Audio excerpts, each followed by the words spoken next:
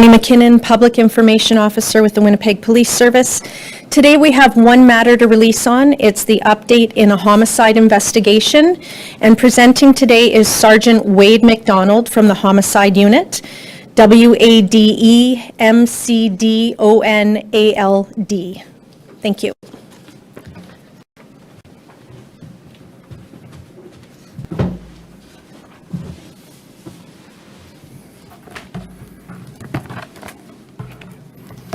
Good morning, everyone. Thank you very much for attending. Again, I'm Sergeant Wade McDonald, Winnipeg Police Homicide Unit.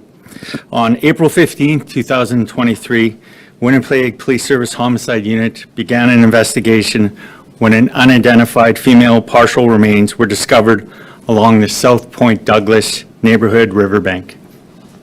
Through forensic verification, the deceased has now been identified as June Christine Johnson, who was 40 years old at the time of her death. Her death has been determined to be a homicide.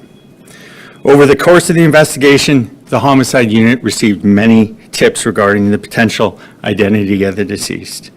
The homicide unit thanks the public for providing this information and continues to seek public assistance regarding the homicide of June Johnson.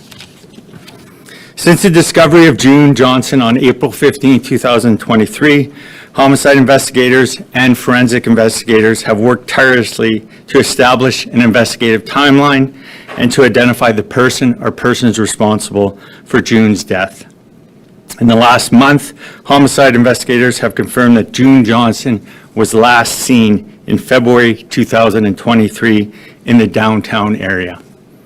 June was known to frequent the downtown area, and any details about her whereabouts or people she interacted with between February and April of 2023 are considered helpful to investigators. Please call the Homicide Unit at 204-986-6508 or our Crime Stoppers. Before I take some questions, I just have a kind of a statement from the family. They wanted me to say a few words on their behalf. Good morning. Prior to her addiction, June was loving, devoted mom who loved her children deeply. She loved hard, and family was of great importance to her. June had a great sense of humor, was very outgoing, and we are going to cherish our good times and memories with her. Sadly, addiction took over all aspects of her life, and we lost her in this very tragic way. Our family asked for some privacy at this very difficult time. Please, if anyone knows anything, even something small to when you last saw her, please get in touch with homicide detectives. They are working very hard and can use your help. Thank you. I'll take a few questions. Do you have any leads on suspects? I'm not going to get into that at this point. Is there any inclination that this may be Buffalo woman? That this may be a victim of Jeremy Skibicki? No. Is she Indigenous? Per the family, no. How early on, or I guess in terms of a timeline, sorry, when did you get that tip or those tips about her, and when was she identified?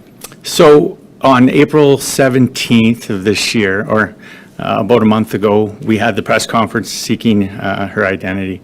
I actually walked upstairs, sat at my desk, first phone call was information regarding June. The next several phone calls was information regarding June. Over the next day and a half, with the assistance of forensic investigators, we are able to most likely confirm the identity of June, and the focus since then has been on the homicide of June Johnson. Was it that very unique description, that sort of? Yes, there were other forensic evidence. We had a second post-mortem where we were able to confirm medically through some medical records her identity, but we had to wait for forensic identification for positive identification. For those who were calling in, though, they saw the news conference or they read the reports, they saw the description, and that's sort of what raised the flags for them. Is that? Yes, absolutely. The description did help. like I said, the first number of phone calls said the possibility of June Johnson. Our focus then became on June Johnson for the last 30 days. Have you managed to learn anything about her movements over those times? Was she known to go to certain places, shelters, anything of that nature? Yes, we know she accessed several of the community organizations within downtown. Over the last month, Winnipeg Police Service members, I can advise that over 60 members of the Winnipeg Police Service have worked on this investigations. Over 11 terabytes of video has been collected by homicide investigators. Hundreds of hours of video surveillance has been reviewed by investigators. Numerous interviews has been conducted by homicide investigators, as well as hundreds and hundreds of hours has been dedicated to the homicide of June Johnson. Is it believed, or do you know, was it one person involved in her death, or do you think it was multiple people involved in this? At this point, the reason and the focus of this media briefing is to obviously establish an investigative timeline as well as an investigative theory on what happened to June. That's why we're seeking public's assistance in any detail. No detail is too small. I don't mean to be gruesome in this, but partial remains were found. Was that due to decomposition, or was she dismembered? Dismembered. Did information from Jamie Duncan, a private investigator here in the city, who was releasing information and even, it seems like, was able to gather information on a set of dentures, did that have any role to play in this investigation? No. So, partial, as you found, are additional. I'm not going to comment on that. Do you know the cause of death? Has it been established how she was killed? I'm going to say due to the sensitive nature, I'm not going to comment on that. Of where she was killed and dismembered? I'm not going to comment.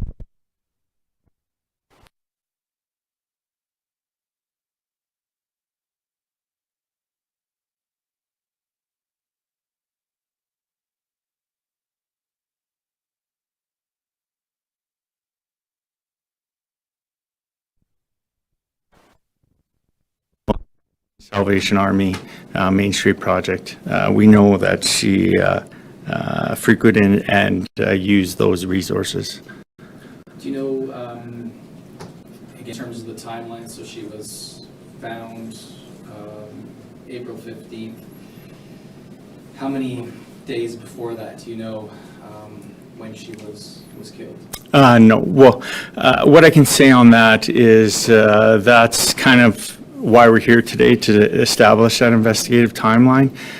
We have confirmation confirmed in early February of 2023 when she was last seen. Are you able to give a specific date, or is it sort of? I'm going to leave it at early February 2023. Sergeant, can you tell us any more about what you'd like to see from the public? Like, what should people be kind of racking their memories for? Well, we've released 2 images of June. The one with her in the pink sweater is the most recent photo. It was taken in late October, early November of 2022. And the one on the right of her wearing the black outfit was taken from what we believe prior to 2019. So we would like the public, if they have any information on who her friends were, where she went during the evening hours, who she associated with, no small detail is not important or important in this investigation. Is there anything to suggest that this homicide is or could be linked to any other investigations? Like I said earlier, we're treating this one as a standalone event and a standalone investigation. Can you tell us what it actually says on the sweater? Like, it looks like HCO, like, Yeah, I don't know. Okay, no worries. I can have one of my investigators look into that, and we can get back to you on that. You've spoken to her family? Yes. And, I mean, you read the statement, but, you know, for them to see that information, you know, believe that it is her when that initial appeal was held, and then to go through that process to where they are now, I guess, you know, how hard has this been for them, and what are they going through, you know? Yeah, what I can say is that my investigators have been in contact with the family since April 17th, constant communication with the family. You know, my investigators describe them as a kind, considerate family, and are just looking for justice and the truth be told in regards to June. I can't imagine what that family is, and I think it's unfair for myself to comment on what they may be feeling. She's a mother. Do you have the data? How old are her children? I'm not going to comment on that. Community members down in South Point Douglas have said that other women have turned up in the same area. Are there surveillance cameras, other cases, are there surveillance cameras or anything that people can access to see what's going on down there at any given time? That the public can access? No, police? Well, I can say within the first 2 weeks of the investigation, members of the homicide unit canvassed that area day and night. Like I said earlier, we obtained over 11 terabytes of video surveillance in that area. How much work is it to go through that much data? Like, that's an insane amount of video. Well, it's a lot of video. You know, I'm very, very thankful for the investigators we have in the homicide unit who've been working day and night reviewing the video. Like I said, at this point in 1 month, we've had over 60 members of the Winnipeg Police Service dedicated to this investigation. Hundreds of hours of video surveillance has been reviewed by investigators. So it's tedious work, but it has to be done. It was only a couple of weeks, or even less than that, after Johnson's remains were found that a body was found burned. Did she have similar trauma to her body? They're not related in any form. Anything else? You know, around some of these cases and discoveries, you know, it can sort of escalate concern within the community. Obviously, you know, there is an issue when it comes to missing murdered women, Indigenous women. You know, would you have a message to the public, I guess, if when it comes to security or safety, you know, should people be concerned? Anything like that? Well, I think the Winnipeg Police Service does a pretty good job in reminding citizens to, you know, always be aware and mindful of their surroundings.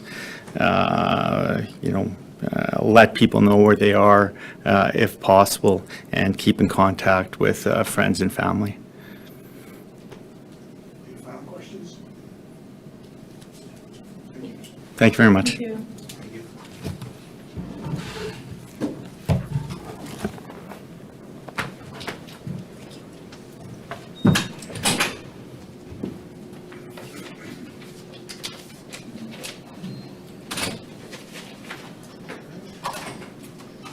Good to see you.